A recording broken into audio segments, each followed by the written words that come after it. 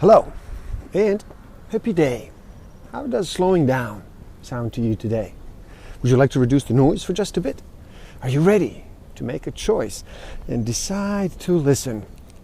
Hi, my name is Igor SF Walker, and I am here to remind people to slow down, to reduce the noise, to walk their lives into a natural flow.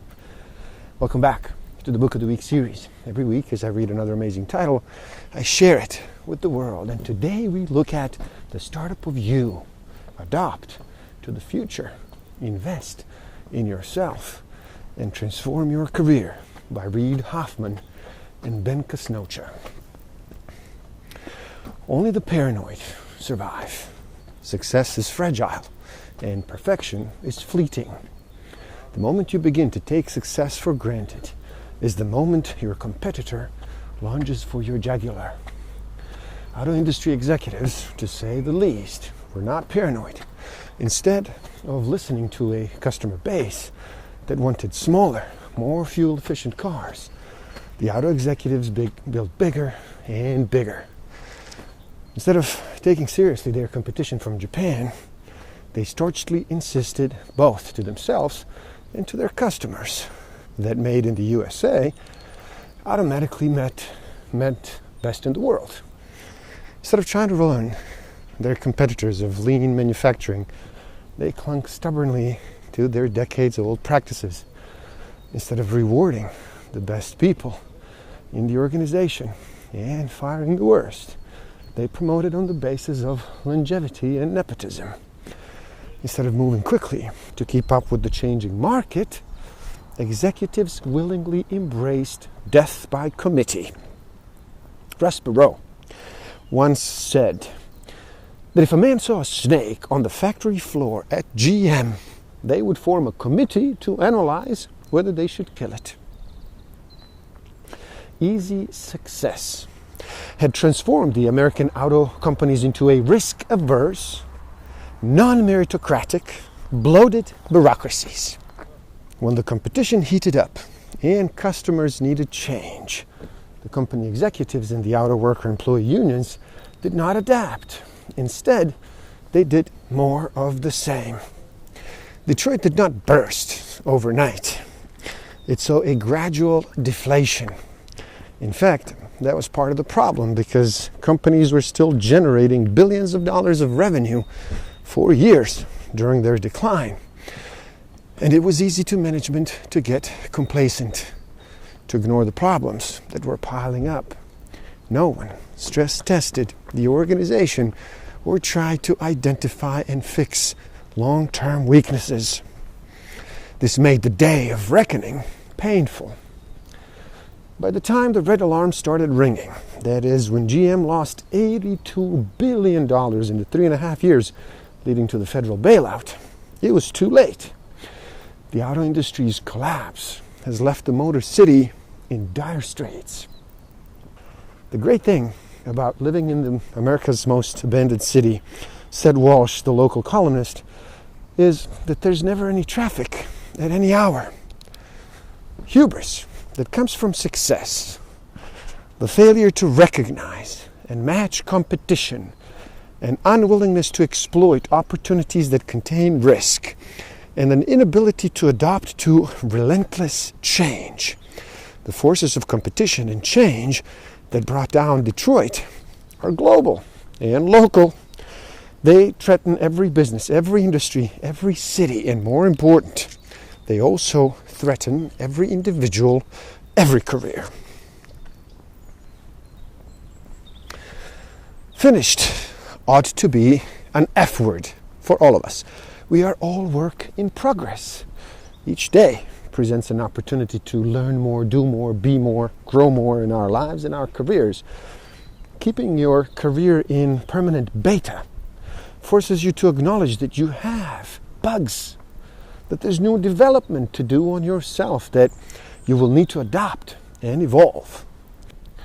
But it's still a mindset brimming with optimism, because it celebrates the fact that you have the power to improve yourself and, as important, improve the world around. Trust, writes David Brooks, is a habitual reciprocity that becomes coated by emotion. It grows when two people slowly learn they can rely upon each other. Soon, members of a trusting relationship become willing to not only cooperate with each other, but sacrifice for each other.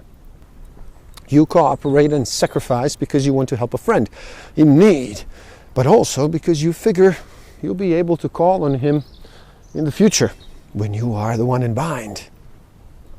This isn't being selfish, it's being human. Social animals do good deeds for one another, in part because the deeds will be reciprocated at some point in time. With trusted professional allies, the reciprocation isn't immediate. You don't turn around the next day and say, hey, I helped you with your presentation, now I want something back. Ideally, the notion of exchange dissolves into the reality that you have intermingled fates. Stories of both winning startups and notable careers rarely fit into a tidy, linear narrative. That despite the common assumption that entrepreneurs or professionals craft a single plan for their company or their career, then work tirelessly and single-mindedly to bring that plan to fruition. Most successful companies and careers, in fact, go through many adaptations and iterations. They never really arrive at a fixed destination. It is an endless journey. Invest in yourself. Budget time for randomness. Deliberately underschedule yourself for a day next week to read a book you wouldn't otherwise read. Take a coworker from a different department out for lunch, or attend a speech or a seminar in a different but related field. Ask the most curious person you know out to lunch and try to get infected by their sense of awe.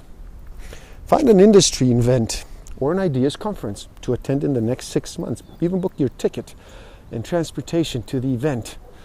Set aside one full day, coming up to be a yes day, and say yes all day, and note the serendipity that comes out of it. Opportunities are attached to people.